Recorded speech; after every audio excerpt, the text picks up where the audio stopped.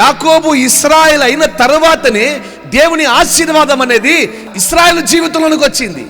యాకోబు అన్న పేరు ఉన్నప్పుడు ఆశీర్వాదం అనేది తన దగ్గరికి రాలేదు. కానీ యాకోబును దేవుడు ఇశ్రాయేలుగా గుణపరిచిన తర్వాత అంటాడు, అక్కడ యెహోవా అతనిని ఎందుకు గుణపరచాలనుకుంటున్నాడు? ఆయన ఎందుకు ఒక మనిషిని మార్చాలనుకుంటున్నాడు?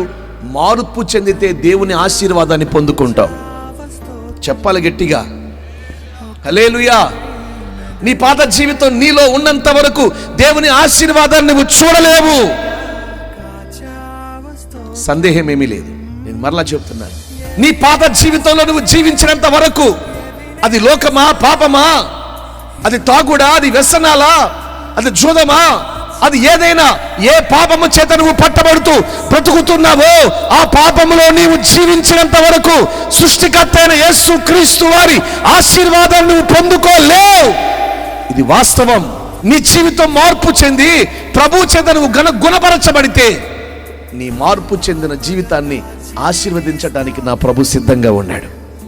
నీ కరువు తీర్చబడుతుంది, నీ దుఃఖము తొలగుతుంది, నీ సమస్య విడిచిపోతుంది. ఇక మీదట నేను చూచిన వారు ఫు అని ఉమ్మివేయక చేతులెత్తి వందనాలు చెప్తారండి. హల్లెలూయా. ఎవరైతే ఏ నోళ్ళతో అసహించుకున్నారో అదే నోళ్ళతో ఏమండి చేతులెత్తి వందనాలు చెప్పే స్థితి నా దేవుడు నీ మార్పు ద్వారా కలుగు చేయునుగాక.